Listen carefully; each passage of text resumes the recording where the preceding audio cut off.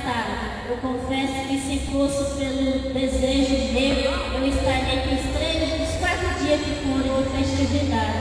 Mas, eu vi aqui que o meu irmão falou, da dificuldade que a pessoa que está à frente de trabalho. É verdade, nós também estamos passando por esse mesmo processo, mas eu estou naquela palavra do Senhor dando. Quem tentará acusação contra os escolhidos de Deus? É Ele que justifica. Como diz a cantora Rosa Nascimento, deixa quem quiser falar. Me diz meu irmão Genesi, meu mistério é com Jesus. Nós não temos que dar conta de nada da nossa vida, porque na nossa vida quem cuida é o Senhor. Eu estarei louvando ao Senhor, como louvor bastante conhecido, porque a banda, de costume, onde a gente vai, a gente está louvando e exaltando o santo nome do Senhor, é o rio da unção, igreja do Senhor.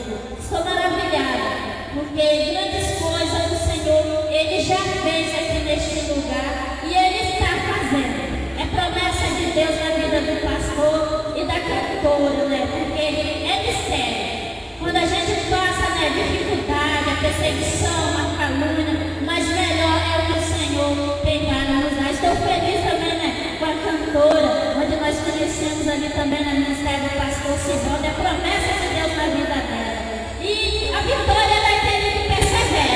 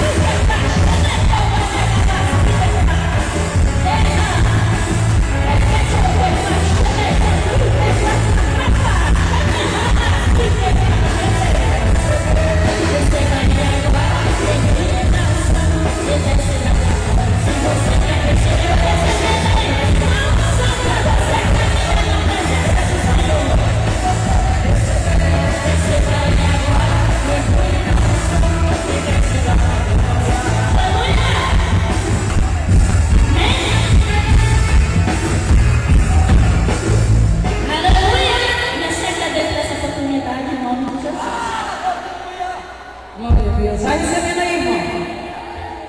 Tem que abrir o coração para receber.